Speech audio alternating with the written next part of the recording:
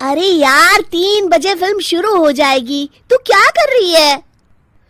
बस मुझे 5 मिनट दे, मैं अभी साड़ी बदल कर आती हूँ। अरे बहू, तू अचानक कहाँ जा रही है?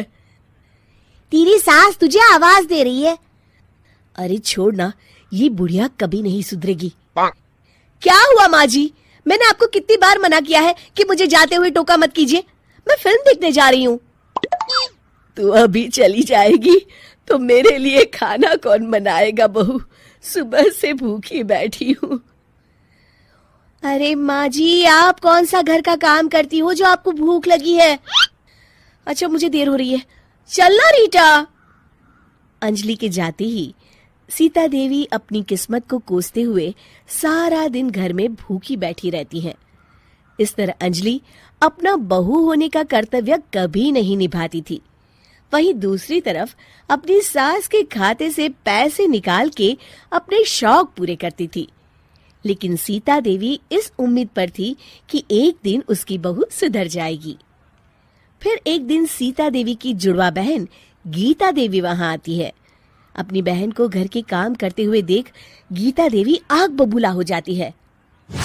अरे ये सब यहाँ क्या चल रहा है सीता?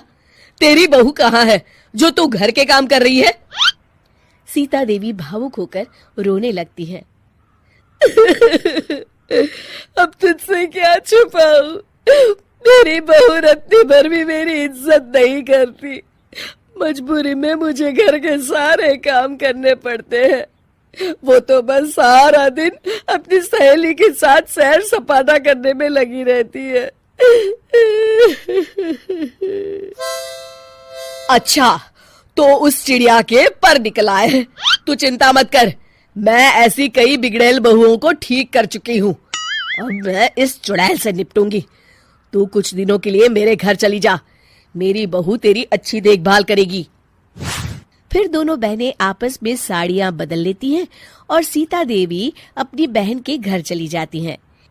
देर रात अंजलि जब घर आती है तो अपने कमरे का नजारा देख उसकी आंखें फटी की फटी रह जाती है। हे राम, मेरे कमरे का एसी कहाँ चला गया? और मेरा 56 इंच का एलईडी टीवी कौन ले गया? अंजलि तैस के साथ अपनी सास के कमरे में जाती है। तभी वो देखती है कि उसके कमरे का एसी और टीवी उसकी सास के कमरे में लगा है और गीता देवी आराम से एसी की हवा खाते हुए सास बहू सीरियल का मजा ले रही हैं। अच्छा, तो ये सब इस बुढ़िया की कारस्तानी है। अभी इसे बताती हूँ। ये सब क्या है माँ जी? आपकी हिम्मत कैसे हुई मेरे सामान को हाथ लगाने की?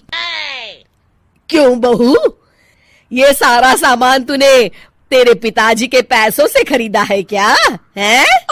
लगता है तू भूल गई कि ये सारा सामान मेरे पैसों से आया है, इसलिए मैं अपनी सारी चीजें अपने कमरे में उठा लाई। तुझे कोई एतराज है? चल जा यहाँ से, सीरियल का मजा किरकिरा मत कर। गीता की बातों का कोई जवाब नहीं बनता देख अंजलि अपने दांत पीस कर रह जाती है। अगले दिन रीटा और अंजलि शॉपिंग पे जाने की तैयारी करती हैं। अंजलि जैसे ही अपनी स्कूटी पर बैठती है तभी गीता देवी स्कूटी की चाबी निकाल लेती हैं। अरे, ये स्कूटी कहाँ लिए जा रही है? ये भी मेरी कमाई की है। माँ जी, ये तो आप हाथ कर रही हैं। मैं बाहर पैदल जाऊंगी क्या? हाँ, पैदल जा। वैसे भी तुझे घूमने का शौक है, मुझे नहीं। देखिए माँ जी, इस तरह मेरी सहेली के सामने मेरी बेइज्जती करके आप ठीक नहीं कर रही हैं। आप मुझे अच्छी तरह जानती हैं, बाद में आपको पछताना पड़ेगा। अच्छा, तो तू नहीं सुधरने वाली, मेरे ही घर में मुझे ही धमकी दे रही है। तेरी याददाश्त के लिए बता दूं कि ये मकान मेरे नाम पर है। अब तू देख, मैं आज ही अपने बिल्लू वकील को बुलाकर ये सारी जायदाद अनाथालय को दान कर देती हूँ, फिर तुझे एक ढेला भी नहीं मिलेगा। गीता की बातें सुनकर अंजलि के पैरों तले जमीन खिसक जाती है। अरे, अगर तेरी सास ने तुझे अपनी जायदाद से बेदखल कर दिया तब तो तू सड़क पर आ जाएगी। मैं तो कहती हूँ चुपचाप अपनी सास से माफी मांग ले अंजलि। हाँ, तो बिल्कुल सही कहती है, मेरी सास का कोई भरोसा नहीं है। अरे नहीं नहीं माँ जी, ऐसा गजब मत करिए। आज के बाद मैं आपको कोई तकलीफ नहीं दूंगी और घर के सारे काम ना मैं ही कर लूंगी। मैं आपको एक अच्छी बहू बनकर दिखाऊंगी। कुछ दिनों के बाद, ये लीजिए माँ जी, आराम से गाजर का हलवा खाइए। खुशबू तो बहुत अच्छी है। हाँ माँ जी, वैसे मैंने सब काम कर लिया है, तो मैं आपके पैर दबा दूं? आप आराम से हलवा खाइए। इस तरह गीता देवी अंजलि को सही रास्ते पर ले आती हैं और सीता देवी वापस अपने घर में आकर रहने लगती हैं।